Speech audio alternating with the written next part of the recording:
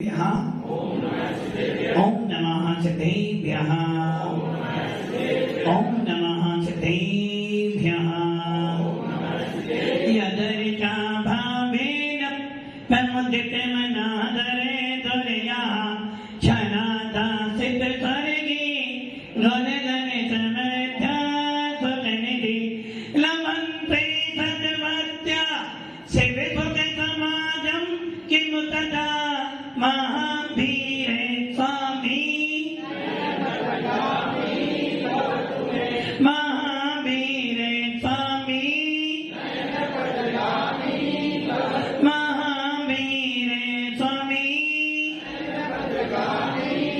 गुरुमहावन्दनो नित्यं ज्ञान दर्शन नायिका चारित्राण्यं गम्भीरा मोक्षे मार्ग पंच परमेश्वरी भगवान की एक राधिनाथ भगवान की अंतिम सरस्वती भगवान महावीर स्वामी की आचार्य श्री कुंद कुंद भगवंत की आचार्य श्री विमल सागर जी महाराज की आचार्य गुरुदेव सरस्वती सागर जी महाराज की 3 करोड़ मुनि राजों की दुआ दशा गिरवानी माता की आचार्य सुंदर सागर जी महाराज की जय, समस्त आचार्य संत की जय।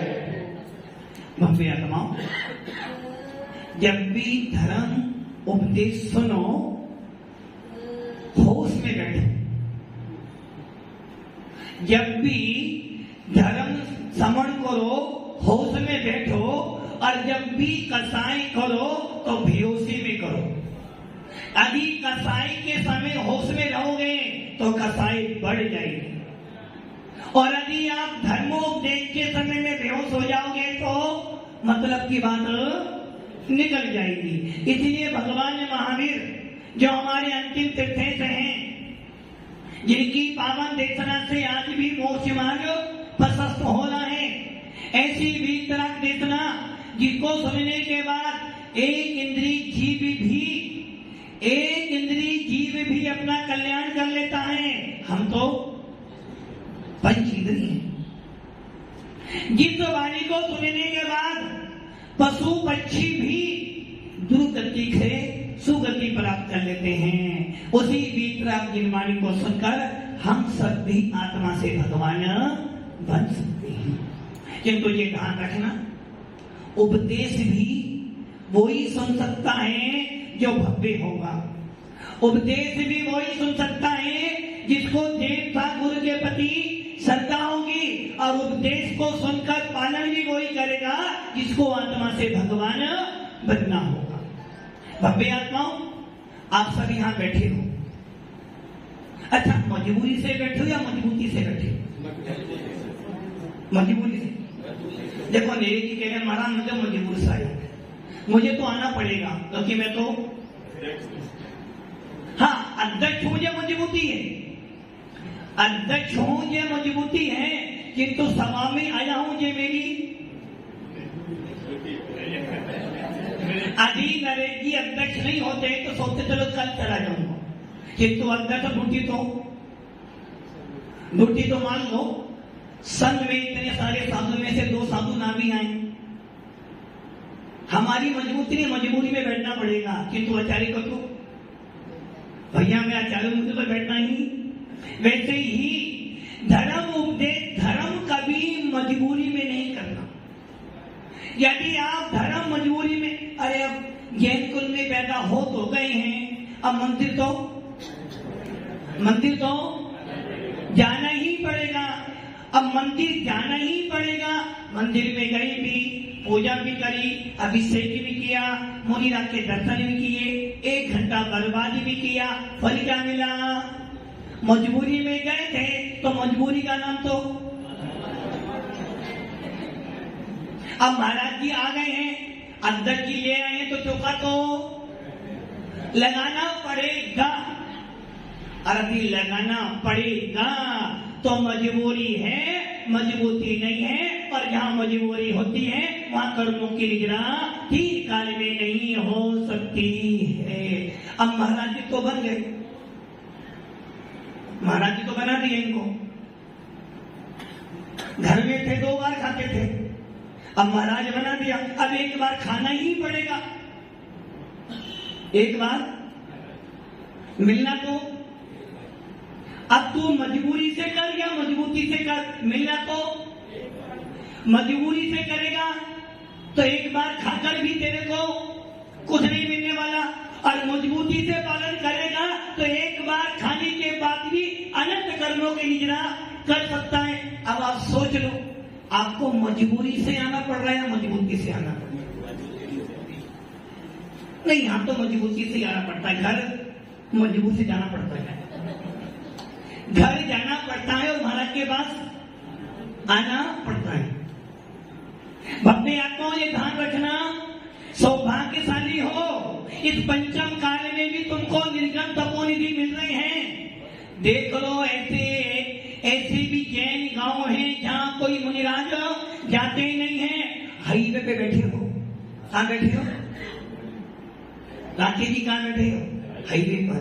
और राजधानी छोटे मोटे स्टेशन पर तो अभी हाईवे पे बैठने के बाद भी राजधानी मिली और आप नहीं बैठ पाए तो समझना दुर्भाग्यशाली है कि जनपद पाकर भी तो राजधानी में बैठ नहीं पाया।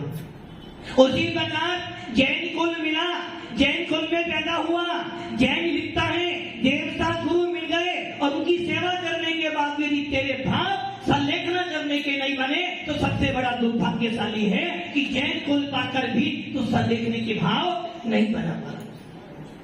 आप देख लो, विचार कर लो, बड़े बड़े साधु संत भी बन जाना, बड़े बड़े त्याग भी कर लेना, यदि अंत समय में तेरे परिणाम बिगड़ गए तो तेरी सारी मेहनत।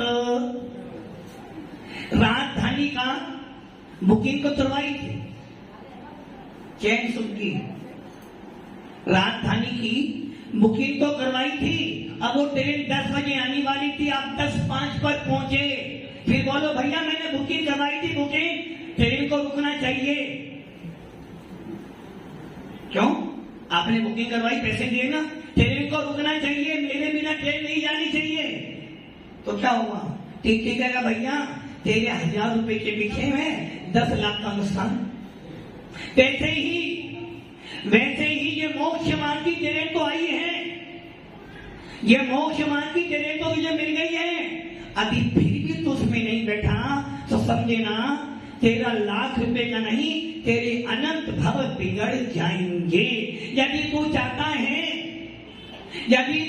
है कि मुझे बार बार जन्म मरण ना करना पड़े, अब की बार मिला है, क्या मिला है? अब की बार मिला है, बार गदिया जी, अब की बार क्या मिला?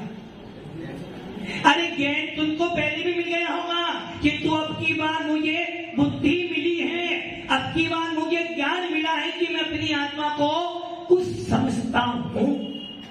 जैन कुल तो मुझे पहले मिल गया होगा, हो सकता है मैं किसी तीर्थंकर के पाद मूल में बैठा हूं, हो सकता है मैं कभी किसी तीर्थंकर का उपदेश भी सुना होगा, और हो सकता है मैं मुनि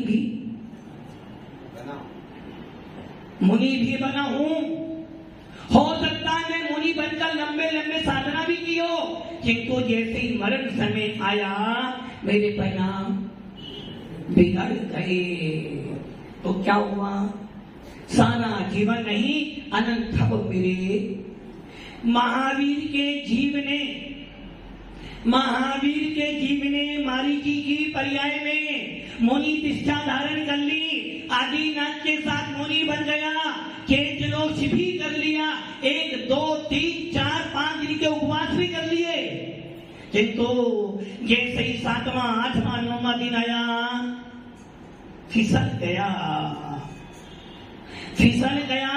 और फिसल कर क्या कर लिया? जिन दिन को दूषित कर दिया। और जब आदिनाथ से पूछा जाए कि हे भगवंत, आपने केवल ज्ञान की प्राप्ति करी, क्या तुम्हारे कुल में और कोई पैदा होगा? तो भगवंत ने कह दिया, ये जो मारीची बैठा है ना, भरत का पुत्र, ये भी आगे जाकर तीर्थंकर बनेगा। और वो मारीची कह रहा है बस अब तो पक्का हो गया। राकेश जी पक्का हो गया ना? क्या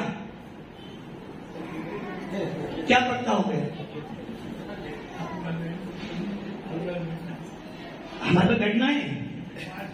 नरेश जी तैयारी करो और हमारे पास बैठना चाहते हैं भैया, सीट खाली कर दो भैया, सीट हो गया, आ जाओ।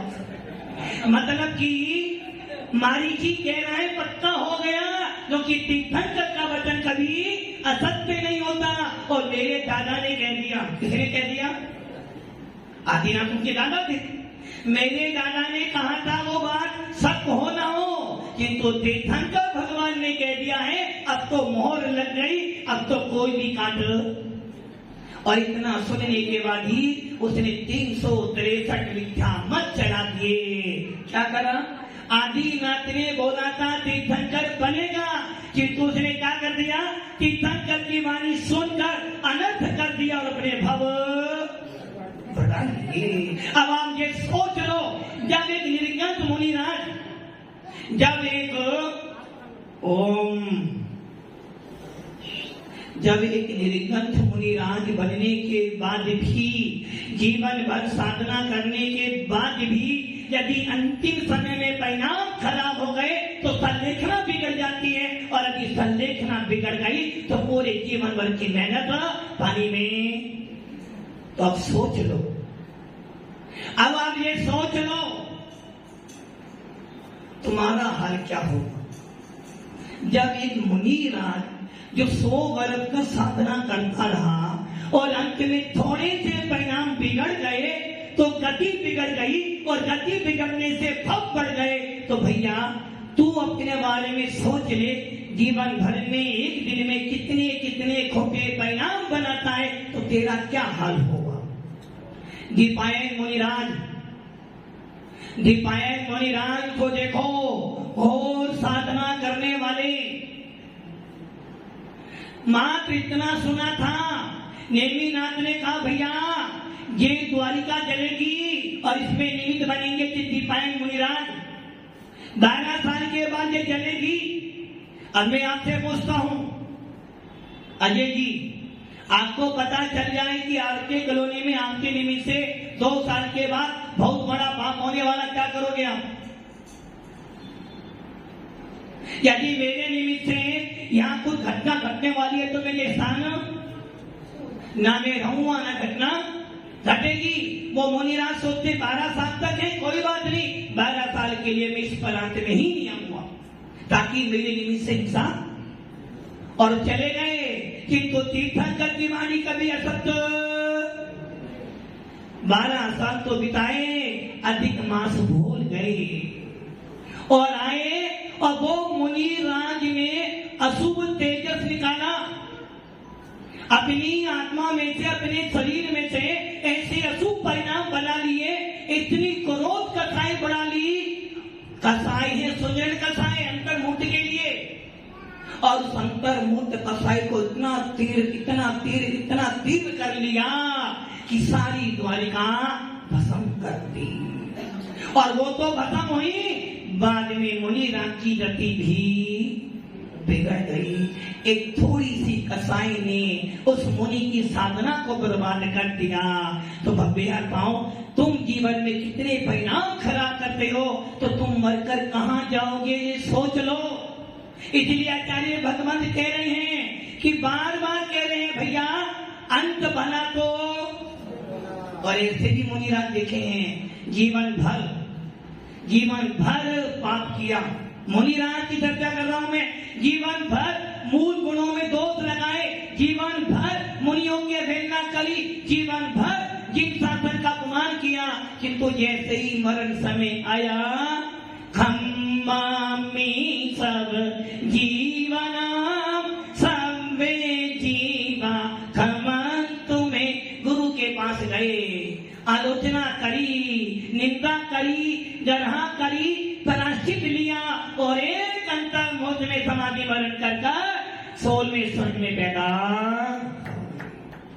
अब आप सोच लो, परिणामों की गति बड़ी विचित्र है।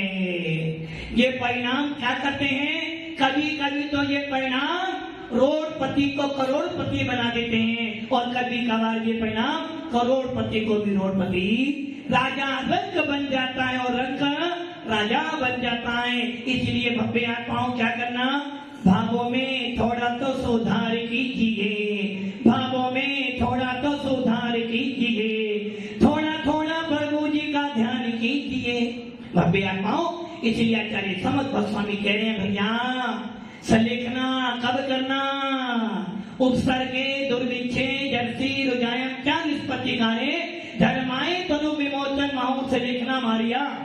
उपसर्ग आ जाए सलेखना धारण कर लेना, क्योंकि अब तू बच नहीं सकता।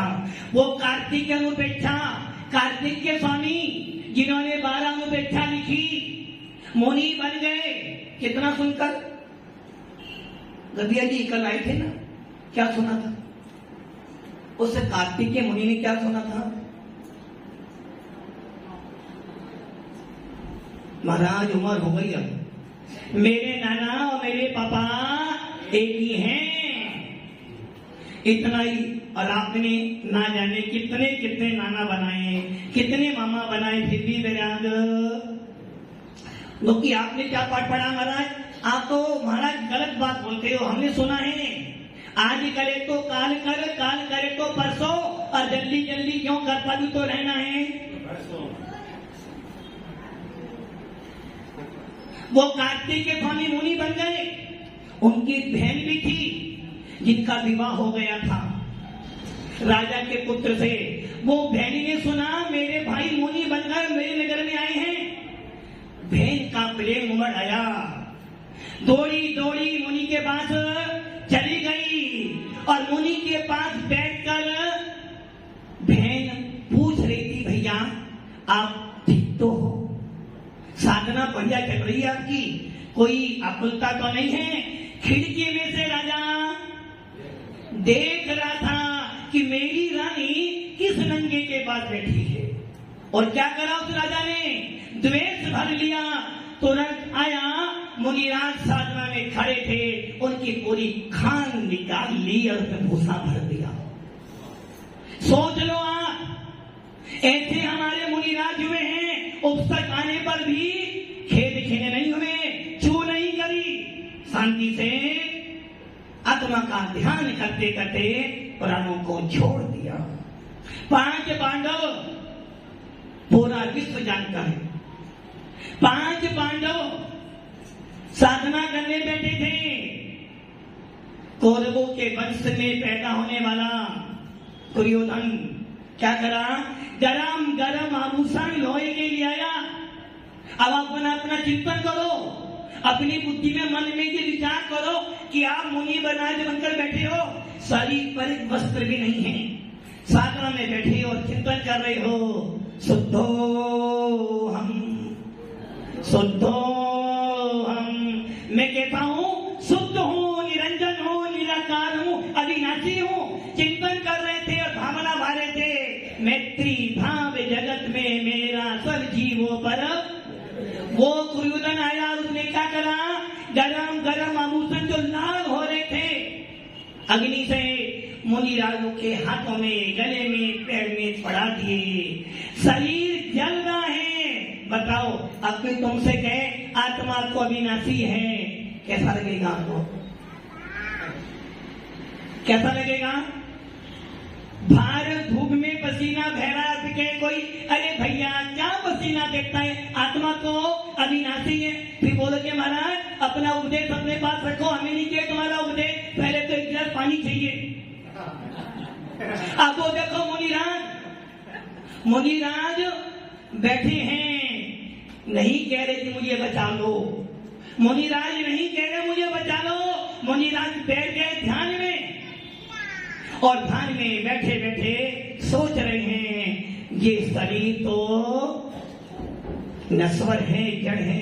कितना समय कहने में 1 सेकंड, किंतु वेदन करने में जो लोग समय सार पढ़कर कहते हैं आत्मा अलग है, शरीर अलग है, और 1 घंटा पानी ना मिले तो आत्मा बाहर आ जाती है। देखो मुनिराज बड़े गरम गरम आभूषण पहने हैं और फिर भी कह रहे हैं अविनाशी हैं। धन्य हैं वैसे मुनिराज जो घोर साधना करते हुए उपसर्ग के आने पर भी खेद खीन नहीं होते हैं और समाधि मरण धारण कर निर्माण और स्वर्ग की प्राप्ति कर लेते हैं। भव्य आत्माओं, इसलिए हमारे यहाँ लिखा उपसर्ग आ जाए तो खेद खीन नहीं होना। अब आप ये विचार करो, घर में आग लग गई है, क्या करोगे? दादी क्या करोगे? घर में आग लगी, क्या करोगे? चिल्लाओगे, अरे आग लगी, बचाओ बचाओ बचाओ, क्या करोगे? पहले बुझाने का प्रयास करोगे और जब लगे आग नहीं बुझ सकते तो क्या करोगे? अरे दादा, संलेखना की उम्र तुम्हारी है, मकान की नहीं आगे भी। आदि घर में आग लग जाए तो क्या करना? पहले आग बुझाने का प्रयास करना कि आग बुझ जाए तो मकान बच जाएगा। और जब लगे कि अब आग भुगने वाली तो क्या करोगे? घर में से कीमती कीमती सामान लेकर चिल्लाना, मुझे बचाओ बचाओ बचाओ, चिल्लाओगे। अरे कीमती सामान लेकर भाग जाओगे, कम से कम घर जले तो जले, सामान तो कुछ बच जाए। वैसे ही आचार्य भगवंत कह रहे हैं, जब लगे कि ये शरीर अब, जब लगे कि एक बार भोजन करने के बाद भी ये भूख शांत नहीं हो रही है तो क्या करना? अब ये भूख अग्नि भड़क गई है तो अब क्या करना? कुटिया में आग लग चुकी है, अब शरीर रूपी कुटिया तेरा साथ नहीं दे रही है तो क्या करना? ये तो जलेगा, ये तो जलेगा। अब क्या करना? इस प्रकार वो पागल होते हैं कि आग लगने पर कुआं खोदते हैं। आग लगने पर कुआं खोदोगे, ना कुआं खोदेगा ना ही आग बुझेगी। विवेकी वो होते हैं जो आग लगने से पहले ही कुएं पानी भर लेते हैं। मुनिराज सोच रहे हैं अब ये कुटिया जलने वाली है, ये शरीर जाने वाला है, क्या करो? आग लग चुकी है, कीमती कीमती सामान, हाँ महाराज के पास बहुत सामान है कीमती कीमती। चैन सुनगी, तुम्हारे पास तो सिर्फ चैन सुख है, यहाँ तो इन महाराज के पास बहुत सामान है, बहुत सामान लेना है। बस अब कुटिया में आग लग गई है, शरीर तो नश्वर है। अब मुनिराज सोच रहे हैं, रत्न करे जो रूपी रत्न है, सब में जक्सन जान चाली जो रत्न है, इनको लेकर उड़ जा, अर्थात समाधि मरण कर ले तो तू देव गति में जाकर आराम से बैठा रहेगा। अब आत्माओं, इसलिए आचार्य बाद में संबोधन कर रहे हैं, जब उपसर्ग आ जाए तो चारों प्रकार का समता भाव से हार का त्याग कर संलेखना धारण कर लेना। संलेखना दो प्रकार की होती है, एक कायी संलेखना और एक कसाय संलेखना। कायी मतलब महाराज जी संलेखना लिए 12 साल की, क्या करता हूँ? बस ज्यादा नहीं, 1-2 गिलास दूध पीता हूँ, 100 ग्राम मावा खाता हूँ, 100 ग्राम काजू खाता हूँ, 100 ग्राम बादाम खाता हूँ और 4-5 रोटी खाता हूँ और इसके बाद थोड़ा वो मीठा भी खा लेता हूँ। अरे भैया, आदि शरीर मजबूत हो जाएगा तो संलेखना नहीं होने वाली। इसलिए आचार्य कह रहे हैं, सबको छोड़ना सरल है, घर छोड़ना सरल है, माता पिता छोड़ देना सरल है, किंतु शरीर के प्रति राग छोड़ना बहुत कठिन है। नरेश जी घर छोड़ सकते हो?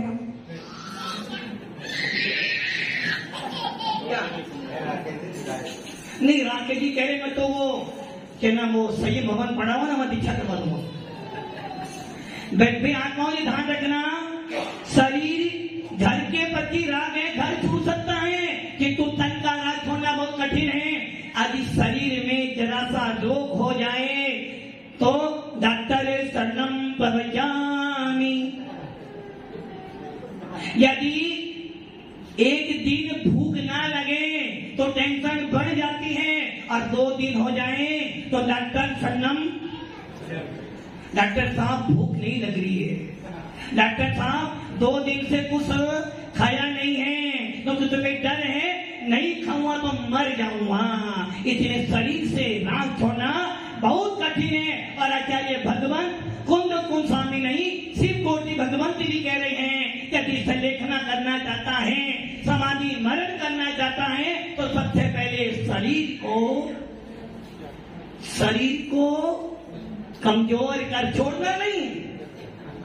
छोड़ दोगे तो आकुलता आ जाएगी और आकुलता में समाधि बिगड़ जाएगी। आकुलता में समाधि बिगड़ जाएगी और समाधि बिगड़ गई तो भव बढ़ जाएंगे। संलेखना भव कम करने के लिए है, ना कि भव बढ़ाने के लिए है। इसलिए आचार्य कह रहे हैं आत्म में को हित है सुख सो सुख आकुलता बिन कहिए। क्या कह रहे हैं आशीष जी? आत्म में को हित है सुख सो सुख आकुलता बिन। आकुलता कहां पर होती है? आकुलता कहां पर होती है? आकुलता कहां पर होती है? घर में होती है, महाराज के पास होती है। सोच लो, यदि महाराज 10 बज जाए, 11 बजने वाले, महाराज प्रवचन बंद करो, आकुलता हो रही है। आशीष जी अभी महाराज का प्रवचन चले 11 तक तो मालूम पड़ेगा धीरे धीरे सब आउट हो जाएंगे, आकुलता बढ़ गई है। अभी महाराज चौके में हार करने जाए और 12 पर महाराज 12 बज गए जल्दी करो, और महाराज ज्यादा रुक जाए तो आकुलता राखेगी क्या? आकुलता हो जाएगी, होगी ना आकुलता। इसलिए आचार्य कह रहे हैं आत्मा में को हित है सुख सो आकुलता बिन। आत्मा का हित सुख में है, और सुख कैसा? जिसमें आकुलता। घर में आकुलता है, पत्नी कह रही है भैया सुनते हो 1 किलो चीनी लानी है, लिया हुआ शाम को 1 किलो चाय की पत्ती भी लानी है, आकुलता। पापा सवेरे स्कूल जाना है, आपको पेरेंट्स में आपको साथ में जाना है, तो ये ध्यान रखने ना जिसमें आकुलता हो रही है वो धर्म नहीं है, वो सुख नहीं है। अभी साधु बनने के बाद भी, मुनि राजों को आहार दान देने के बाद भी यदि निराकुलता नहीं आए तो समझना अभी तुझे धर्म। भगवान का अभिषेक करने के बाद आकुलता मिटनी चाहिए, और यदि भगवान के अभिषेक करने के बाद भी आकुलता बढ़ रही, समझना अभी तुझे धर्म नहीं किया। मुनिराज बनने का फल है निराकुलता, और यदि साधु बनने के बाद भी इसका नाम कैसे कम हो? रबिया जी बहुत नाम हो रहा तुम्हारा, अब इनका नाम कैसे कम हो? यदि ये भाव तेरे बन रहे हैं तो अभी तुझे साधु जीवन का आनंद। अरे भैया किस किसके नाम को तू हटाएगा? किस किसके नाम को कम करेगा? किसी की लकीर को छोटी मत कर, अपनी लकीर बड़ी कर ले, पीछे वाला अपने आप आगे बढ़ जाएगा। और हम क्या करते हैं? सामने वाले को कैसे नीचा। यदि नरेश जी अच्छा काम कर रहे हो, नरेश जी ने इतना काम कर लिया, हमने तो अब कैसे नीचे गिराना? क्योंकि हम भारतीय हैं ना, हम कौन है? इंडिया भारत के रहने वाले। और भारतीय व्यक्ति कहता भैया हम तो डूबेंगे सनम, तुम्हें भी तो डूबेंगे। वो यहाँ ना करे, तू कैसे ऊपर उठना है, तेरा नाम कैसे हो रहा है? अरे भैया, अरे तेरा मेरा छोड़ो, जिन शासन का नाम रोशन करो तो समझो कि आप भेद विज्ञानी हो। कोई भी मुनिराज आ जाए, भले मेरा नाम हो या उनका हो, जिन शासन की ध्वजा फहराए तो समझना कोई संवेदी मुनिराज आए हुए हैं। और अभी कोई मुनिराज के आने पर वो कहते हैं भैया नहीं, ये तो नहीं चलेगा, नरेश जी ये नहीं चलेगा, आशीष भैया ये चलेगा नहीं जी महाराज। दूसरे महाराज राकेश जी ये नहीं चलेगा, हाँ महाराज। क्या हुआ ये? मतलब कि किसी के नाम को मिटाकर अपना नाम लिखना चाहता है तो समझना तेरा भी नाम। अरे किसका नाम रहेगा? एक दिन मर जाओगे, दुनिया फोटो लगा देगी, साल में एक बार हाथ जोड़ लेगी।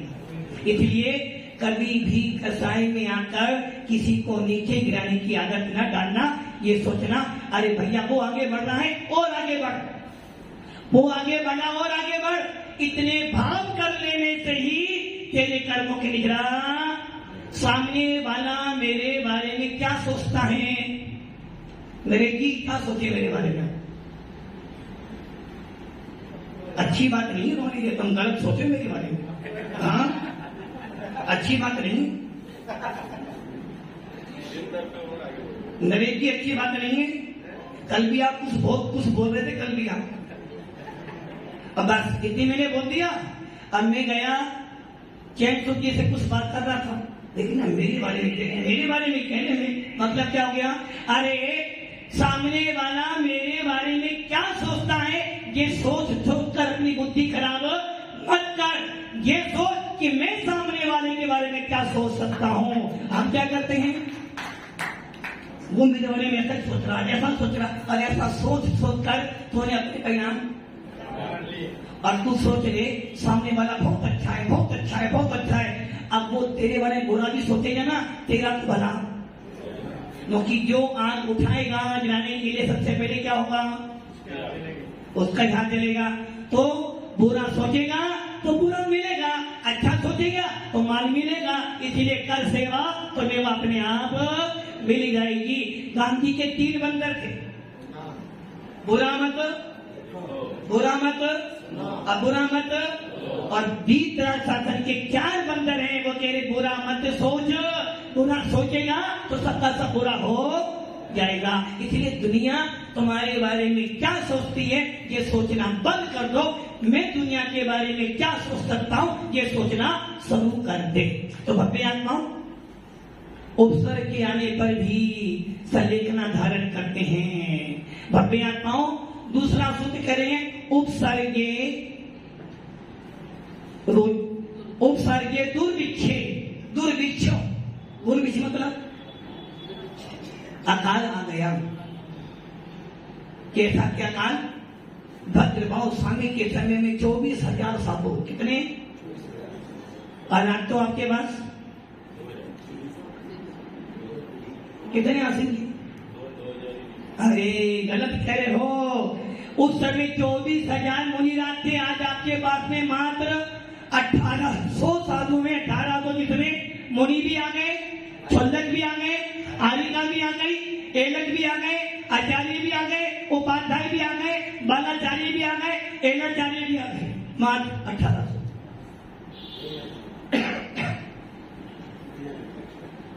इतने साधु और उस समय 24,000 महामुनिराज। आप सोच लो यदि 24,000 मुनिराज भीलवाड़ा में आ जाए,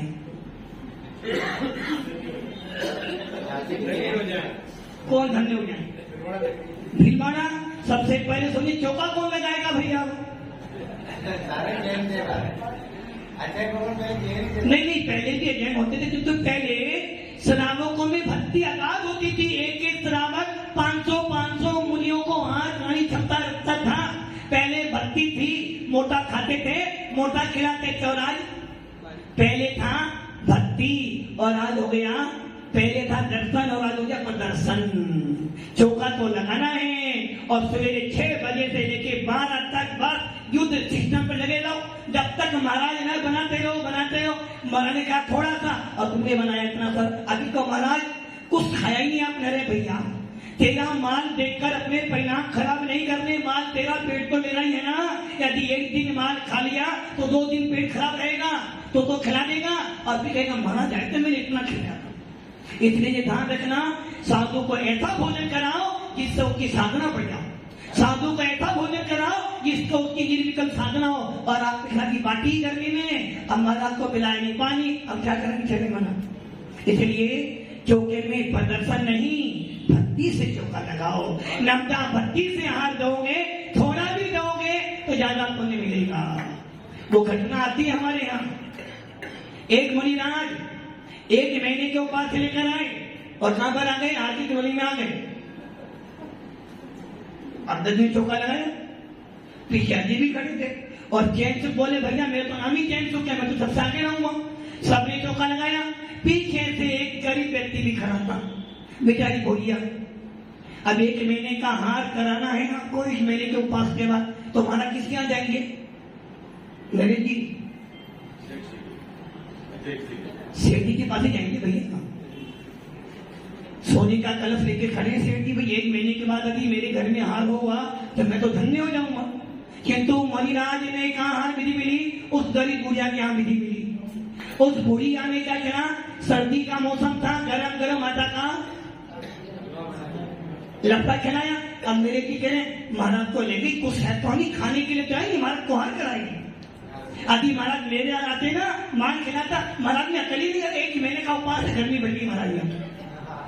अब क्या हुआ, वो बुढ़िया बड़ी भक्ति से महाराज को गरम गरम आटे का लपटा दे रही है और महाराज भी निरपेक्ष भाव से ग्रहण कर रहे हैं। और उसकी भक्ति देखकर देवताओं ने पंचाचारी किए, उसके घर में मोतियों की अप्सरसों की वर्षा हुई। और सामने कौन देख रहे थे? सामने कौन देख रहे थे? नहीं, नरेश जी तो नहीं देख रहे थे, सामने से वो नगर से भी देख रहा था। कोई बात नहीं, महाराज ने अगली बात तो मैं हूं। अब क्या हुआ, महाराज तो बिहार कर गए, पुनः लौट फिर कर आए। अब मौसम कौन सा आ गया? गर्मी का। अंधेरे की सोच रहे थे, अब की बात तो महाराज को छोड़ूंगा ही नहीं, अब की बात तो छोड़ूंगा ही नहीं। पहली बात तो महाराज बच गए, अब तो छोड़ूंगा ही नहीं महाराज को। और क्या करा, उसने तो उन्होंने बनाई खीर, गरम गरम खीर में काजू बादाम पिस्ता, कि महाराज को खीर खिलाऊंगा तो मोटे मोटे सब्जियां मिलेगी मेरे को भी। अब महाराज को विधि लेकर पहुंचे और उसके बाद पुण्य ऐसा हुआ कि सेठ साहब क्या विधि मिल गई। अब ये महाराज को गरम गरम क्या दे रहे हैं? खीर। और कौन सा मौसम है? गर्मी का मौसम। महाराज का मुंह भी जल रहा है, पेट भी जल रहा है, और मेरे जितने ऊपर देख रहे होंगे, कुछ तो बरसो, थोड़ा बहुत तो बरसो। हुआ क्या भैया, साधु को हारदान लब्धा भक्ति से देते हैं, परिणामों की निर्मलता से दिया हुआ तेरा पानी भी अमृत के समान है, और मायाचारी से खिलाई गई खीर भी तेरी पानी से भी नीचा है। अब वो ऊपर देखा लो, रतन वर्षी हो, अंगारों की वर्षा हो रही है। इसलिए भव्य आत्माओं, भावों की बड़ी विचित्रता है। मुनि हो या साधु हो या श्रावक हो, यदि भाव निर्मल है तो घर बैठे भी कर्मों की निजरा है, और यदि भाव खराब है तो जंगल में जाने के बाद भी आश्रय और बंद होता चला जाएगा। इसलिए भव्य आत्मा पुण्यशाली तो हो, गरीब की पुण्यशाली तो हो, यदि जैन को मिला है। नहीं, हमारे आशीर्वाद से पुण्यशाली नहीं है, वरना गुरुदेव महाराज को भैया भेदभाव कर रहे हैं, उनको सेठ बना दिया, हमें गरीब बना दिया। महाराज का आशीर्वाद कुछ नहीं है, तेरे जैसे भाव वैसा महाराज का आशीर्वाद काम करेगा। जो कि मुनिराज किसी से राग देश, गरीब को भी मानते हैं और अमीर को भी, सब अपने अपने भावों से ही ले जाते हैं। इसलिए भव्य आत्माओं, पुण्यशाली हो कि इस पंचम काल में भी तुम्हें जिन साधन मिला है, बहुत सौभाग्यशाली हो कि पंचम काल में भी तुम्हें देव साधु समागम मिला है, और उन लोगों से ज्यादा पुण्य वाले हो जो यहाँ घर में बैठकर भी महाराज का उपदेश सुन रहे हो। वरना किसको मिलती है जीतराज कृष्ण? किनके भाव बनते हैं सुनने के? और भव्य आत्माओं, धन्य है वो जीव जो इतनी गर्मी के अंदर भी महाराज की चर्या पालन कराने के लिए 2 घंटे तक नहीं, 4 घंटे तक भी भूख को सहन करते हैं। इसलिए भव्य आत्माओं, अपने पुण्य पर गौरवान्वित होना कि कम से कम जैन कुल में पैदा होकर यदि देव साधु की सेवा करने का अवसर मिल गया तो समझना तेरे से ज्यादा पुण्यशाली और कोई नहीं होगा। किंतु एक काम जरूर करना, मत सेवा में मत उतर जाना। सेवा करने वाले को विमोचन तो मिल जाएगी, किंतु सर लिखना। इसलिए जब मुनि राम को देखो तो भावना बना के भगवंत, यदि मैंने तुम्हारी सेवा की है तो सेवा का फल यही चाहिए कि मेरी अंत में समाधि मरण तो निश्चित हो। क्योंकि यदि एक बार समाधि मरण हो गया तो मैं संसार सागर से पार। इसलिए क्या करना, दिन रात मेरे स्वामी मैं भावना ये भाऊं, देहांत के समय में। किंतु ऐसा न करना, अंतिम श्वास ले रहे हो, बेटा जल्दी से पानी ला दे, पानी पिला दे, अरे बहू सोने दवाई खिला दे, अंतिम श्वास ले रहे हो और पानी याद आ रहा है, अरे बेटे से बोलना बेटा अब पानी मत पिला, आपको जिनवानी सुना दे ताकि जिनवानी सुनते सुनते मेरे प्राण निकल जाए। और आप ही ये ध्यान रखना, यदि कोई मरने वाला मर रहा हो, अंतिम श्वास लेना हो तो उसके पास जाके रोना नहीं, पापा अब क्या होगा, तेरे एक आंसू बहाने से उसके आत्मा में राग पैदा हो जाएगा और अभी वो राग में मरा तो दुर्गति हो जाएगी। इसलिए जब लगे कि मरण होने वाला है तो जिनवानी सुनाना, मनोकार मंत्र सुना ताकि वो भी अपनी आत्मा का थोड़ा बहुत तो कल्याण कर सके। तो अब आप पाओ अंत समय में क्या करना है, क्या करना है अंत समय में? अभी नहीं सुनना, अभी नहीं सुनना, चेक तो की काम तो सारा हो गया, रिटायरमेंट हो चुके, आ जाओ आ जाओ,